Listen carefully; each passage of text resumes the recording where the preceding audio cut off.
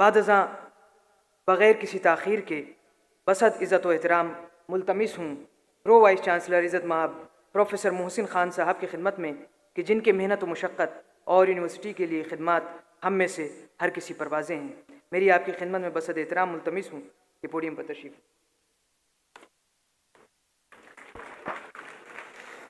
Respected Vice Chancellor Sahiba, Chief Guest Sahab, His Excellency Abdul Majid Hakim Elahi Sahab, Honorable Guest of Honor Agha Sayyid Ruhollah Mehendi, MP Sahab, Maulana Najibul Hasan Zaidi Sahab, Dr. Sayyid Faizan Warsi Sahab, Dr.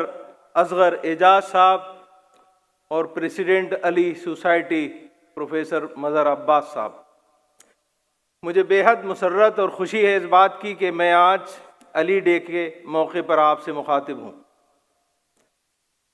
میں سب سے پہلے علی society علی گڑھ مسلم university کے زیر اہتمام منعقد ہونے والے یوم علی کی مناسبت سے اس حال میں موجود تمام اساتذہ اکرام، ملازمین، مہمان گرامی قدر کو مبارکباد پیش کرتا ہوں۔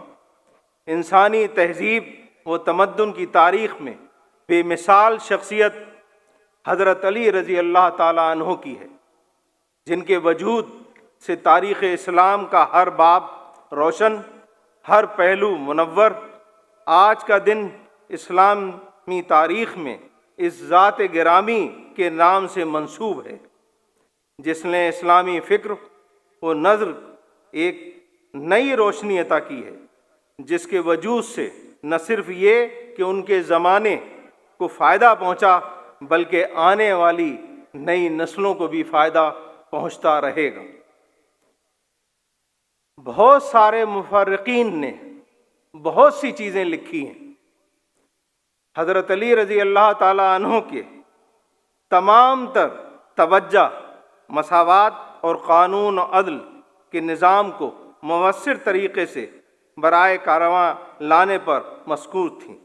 ان کے اختیارات، انداز فکر، طرز حکومت، اس کی تمام تر پالیسیاں سبھی اس مقصد کے اصول کے لیے وقف تھیں۔ جب بھی کسی شخص نے عوام کے حقوق پر دست درازی یا کسی کمزور کا حق پامال کیا یا اس کی توہین کی تو حضرت علی رضی اللہ تعالی عنہ نے بہت سخت رویہ اپنایا۔ بہت سی ایسی مثالیں ہیں جو اس وقت بیان کرنا مناسب نہیں ہے اور ٹائم کی کمی ہے۔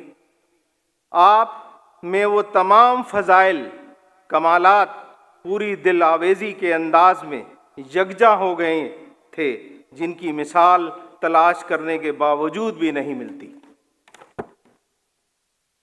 جس بھی نظریے یا زاویے سے نظر کیجیے، فضائل ہی کے گوشے نظر سامنے ابھرتے ہیں۔ عمل اور کردار کے جوہر کھلتے ہوئے محسوس ہوتے ہیں۔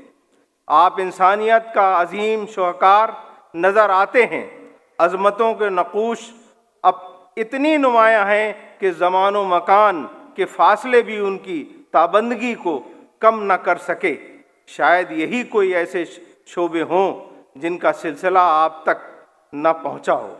یوم علی کے موقع پہ اس جلسے میں کا مقصد محض حضرت علی رضی اللہ تعالیٰ عنہ کا ذکر کرنا نہیں، بلکہ آپ کی حق گوئی اور انصاف پر مبنی حیات سے نئی نسل کو روشناس کرنا بھی ہے۔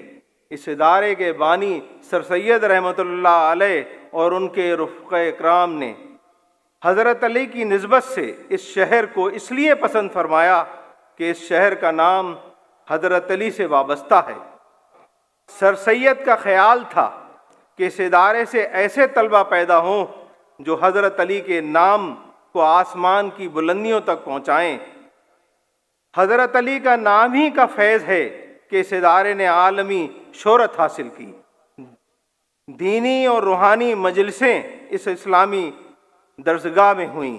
اسلامی زندگی کو تازگی بخشنے کا ایک اہم وسیلہ ہے، لیکن اس کے ساتھ ساتھ یہ بھی ضروری ہے کہ کہ ہم اپنے بزرگوں کے نقش قدم پر چلیں.